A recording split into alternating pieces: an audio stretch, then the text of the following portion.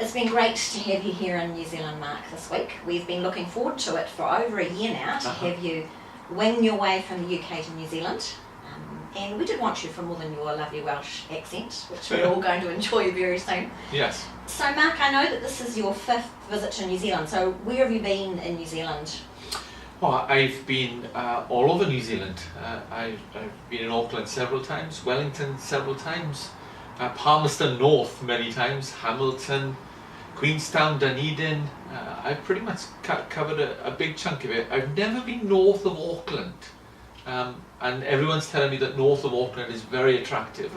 So on my things to do for future visits, north of Auckland, skiing in Queenstown at this time of year. So they're the things I want to do in the future. Okay, great. Well, you may need to let us know what we could bring you out to New Zealand for next time. Yes. To be here for those times of year, and that'll be just awesome. So you can't bring me out just to snowboard? No, we really just can't. Yeah. We really do need to have a reason to bring you out. I think that's fair. Yeah.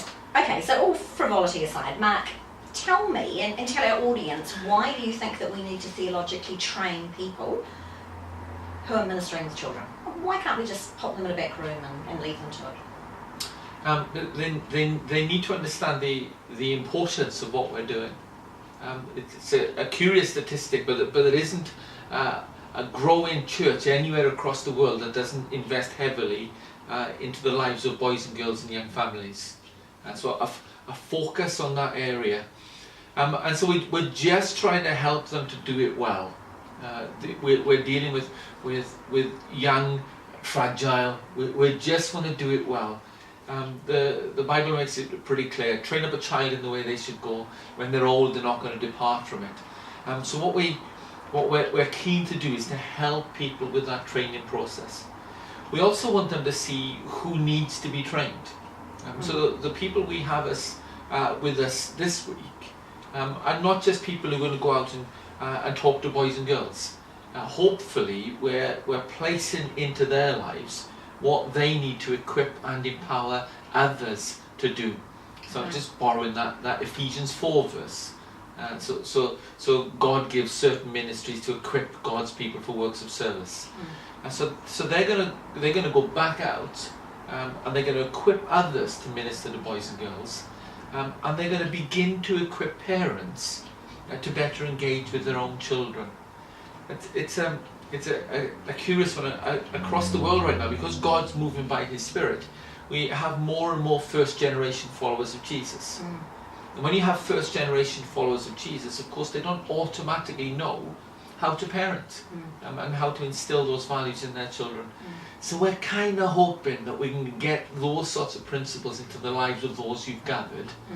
And also against the backdrop of great excitement and enthusiasm. It's possible.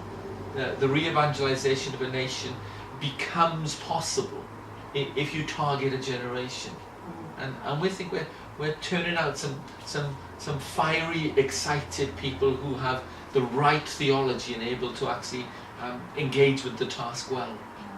One of the things that we're finding with the church in New Zealand, and particularly for us as Baptist churches, is that we're finding the younger generation, so young parents, teenagers, children, are not attending our churches the way that they were, and sometimes we wonder if it's because has it become all about Sunday.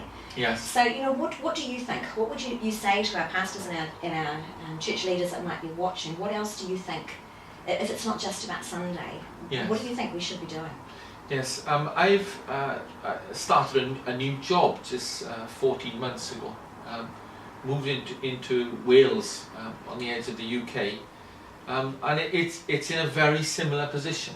Right. And my approach from the offset was, we'll turn this whole thing around with a focus on two things. The first is children's ministry, and you'd expect to hear me say that. Right. But the second is church planting. What we need to begin to learn is some of our old wineskins are not the best vessels for holding new wine. And so we need to think, how can we do this creatively to engage with new wine?